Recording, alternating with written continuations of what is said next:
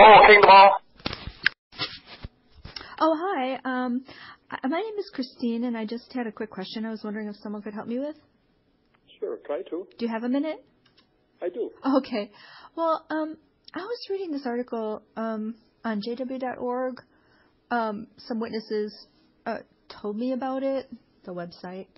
Okay, sure. So it was talking about, you know how Catholics have, like, priests that they do confessions to? Right. Yeah, there's a really interesting article. It's in, it's still a really good article, even though it's from 1958, August 15th, Watchtower. It's about that, say, for example, if someone confesses a crime to a priest, and really how that's kind of a dilemma. Like, they give a story about a guy who confessed doing a crime, and not only that, but another guy had been put in jail for it. Oh, sure. Wrongly. Yeah. And then there's another one about stealing. It's kind of a big theft. So what do you think about that? I mean, they seem to be very negative on the idea of confidentiality for priests. You know, there's this think of the big thing now with child molestation. Mm-hmm. And, you know, as, you know, that there, you know, the Catholic, I was a Catholic before, so I can kind of have a little freedom of speech here. And, you know, the Catholics, they know that the priests are molesting these kids. And I've seen it firsthand. They just move them from parish to parish with no letter, no, you know, this other guy's a good guy, and then he does it again. Right. I saw about that in that movie called Spotlight. Yeah. Did you see that? So, I did not see that, no. Oh, it's really good. And okay. I mean, it's so depressing. It's actually so depressing to watch. But I think they portray it very accurately. It's about that one reporter that really delves into what was going on in that area in the upper Northeast. But so go ahead. What's your thought about it? So with that, you know, we don't tell anybody that you cannot report that to the officials, you know. And actually, we encourage that happens, and that person can get help, you know, because that's what it's really all about, is for the person to get help in if they do a crime and so forth, you know. We don't cover up anything, you know. But if they're in the congregation's perspective, if somebody does commit a sin and they repent of it, you know, then, you know, they'd be, you know, God would accept that.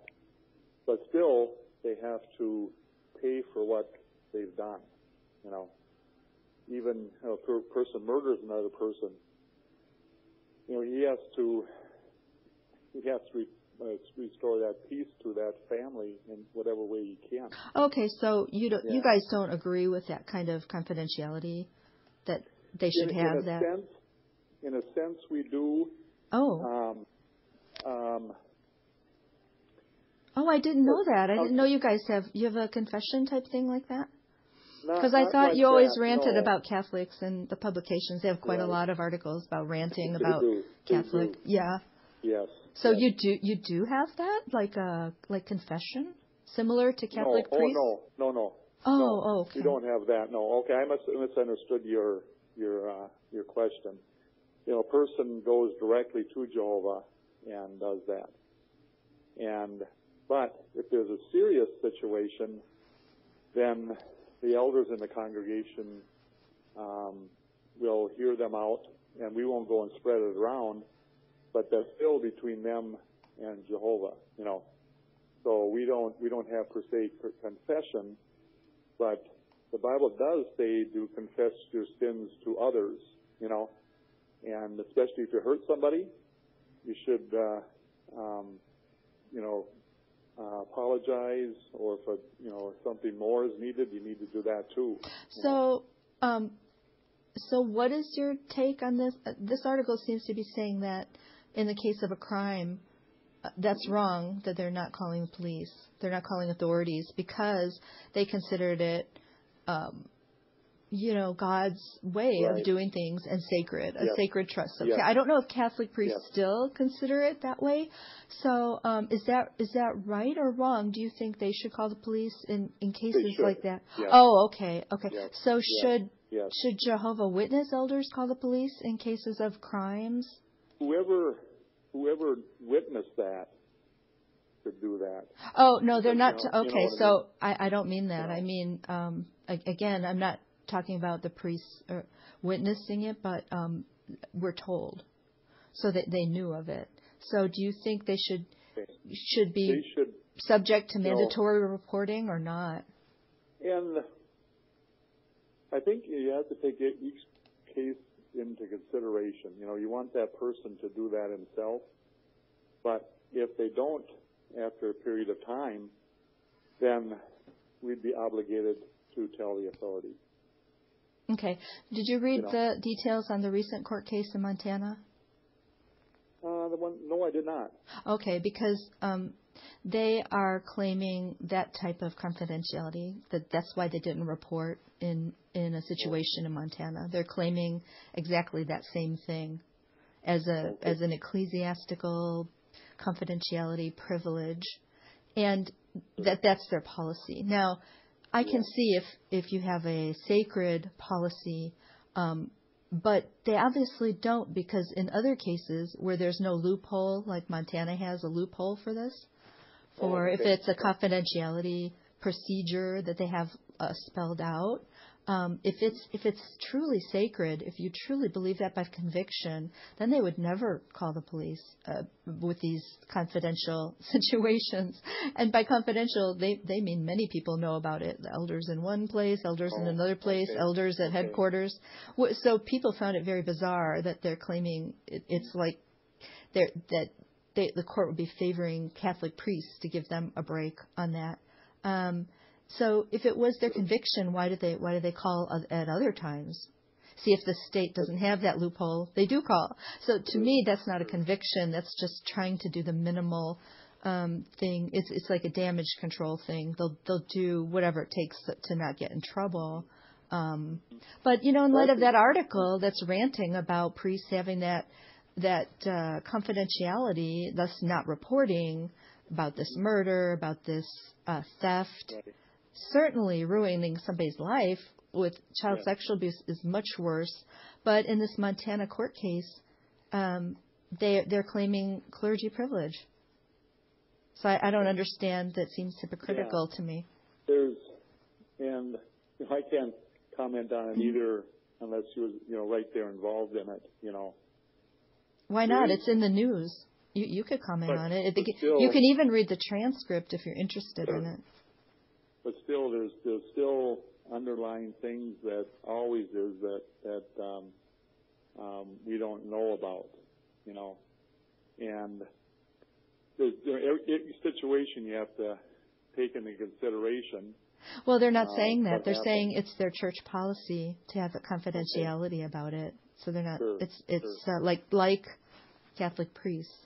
They call it, and they also have said for decades they don't have clergy, but now if it's useful to them, they seem to have clergy suddenly. Well, no, that's not true. We don't have clergy. No, I'm an elder myself, and I have a job. I got to support myself. Yeah, it's not defined as in money here. It's defined as a special ecclesiastical class with these procedures and everything. I mean, most people would call it clergy, and they do. It does fall under that. It's just, they're playing a word game by saying they don't. They're claiming the same thing. See that. Yeah. So the case is Montana, 35 million. Jehovah's Witnesses. It was about $35 million, which they had been fined in the previous case, and this is overturning that based on clergy privilege. There's really a lot of outrage and shock about this because it's saying they can handle it internally, but that's so awful because they're specialists in dealing with child sexual abuse is very complicated. There's specialists that can actually tell if children are telling the truth, and they know exactly what to do. And what happened here was that they didn't report the first time with this guy, and they disfellowshipped him. They thought that would be enough, but he got back within a year. And then he was molesting another person from the age of 5 through 10. Okay. And they still didn't call, in this case, the police. Okay. That's what people feel that you should do. Yeah. And instead, they're going to court to defend that they didn't, and they don't have to. Sure. And we go by what the state, the laws are on that. Each state's a little different. But if you have the conviction of confidentiality, you should never call. Because here that's what they're claiming, that it's God's way. Sure. Yeah. So why do they ever call the police then, if it's confidential and that they handle it internally? They're just playing whatever by the rules are, so it's the most minimal. Yeah. And what the Australia Royal Commission on Child Sexual Abuse concluded was that the policies place the children at significant risk of sexual abuse, because in Australia they investigated and they had over 1,000 pedophiles in their files, and the police were never called, not even once. Mm-hmm. And I'm sure you're up on, I've read about that, right? Mm-hmm. You did? Sure. In Australia, did you see Jackson's testimony there? No, I did not. No. Oh, okay. No. You can read it. I didn't. Sure. I'll give you the details so you can read it. It's called Australia Royal Commission on Child Sexual Abuse, Case Study 29. Okay. Will you read it? All against, if I have time, I will. If you have time, I would think if they didn't report 1,000 pedophiles and you're an elder, I think you should have time. Mm-hmm. Do you believe everything the newspaper puts out? No, but it's on numerous major news outlets, and you can read the government transcript as well. I'll give you an example of that. In Russia, their Jehovah's Witnesses are called extremists, that were terrorists. And it's all over the papers. The government say that's a fact. Do you know why they say that? Well, okay, go ahead. Because of the blood doctrine and shunning. I think that's two big things they have. Because they want to promote strong families in their country. That's right. And it breaks up families. Shunning breaks up. It doesn't? Actually, Putin, he gave an award to Witness family for being upright and how their family is functioned. And actually, it was an award given to Witness family for that. Well, he might change his mind after some of them grow up and leave the organization, and then are going to be shunned forever just because they don't agree with when they grow up. No, you're misinformed there, ma'am. They're not shunned forever. They can turn around and come back into the organization if they repented and have taken care of their sins. No, it's not sins. Many have left for reasons of conscience, like this child sexual abuse stuff they saw, Jeffrey Jackson's testimony at the Australia Royal Commission, where, for one thing, they asked him if he thought it was God's only organization, and he basically said no. When you all are required to sign off on that to pain of excommunication. So people were really shocked at his hedging and not giving testimony to what they call the truth, being the only channel, and such. You should really see it. Or other matters of conscience, like they found out that the destruction of Jerusalem wasn't in 607, or the UN Association really bothered their conscience, and for those type of reasons, there's literally thousands of people that testify to these things now. So, and there's suicides because of shunning. It's really horrible. I mean, I'm a Christian, but if one of my kids grows up and discontinues going to my church, I still talk to them because I want it to be a true faith, not an emotional blackmail. You know what I mean? Sure. So anyways, this is just a red herring about Russia, but you can read about this Montana case on numerous news outlets. Just Just Google it, and they'll all come up. These are ones that, and you guys use news outlets to report on Catholic child sexual abuse. You don't say they're just don't believe everything you read. But boy, you sure have a lot on the website about their cases. But there's none about Jehovah's Witness cases or payouts or investigations. Why is that? Well, I tell you what, I cannot indulge in that. Each case has to be dealt with individually, and we go by what the Bible says about child sexual abuse and what the governments require of us to do that. And with this disfellowshipping, if somebody is disfellowshipped, they have grossly went against God's laws. No. Some people leave for conscience reasons, because also maybe they got baptized when they were like 10 years old and had never actually researched the history of the false prophecies, which Jesus warned us against. He said, don't follow false prophets and things like that. So that's how the organization spins your mind, is they're all in gross sin. They don't ever go announce on the platform, so-and-so has disassociated because he found out that Jerusalem wasn't destroyed in 607, thus rendering 1914 false. And you know what? There's a lot of them. What's your purpose of calling today? Oh, I don't want to argue. Oh, right. I'm just concerned about this child sexual abuse. I know someone who was molested while they were a Jehovah's Witness, and they were just told to leave it in Jehovah's hands because no one else saw it. And it went on for years.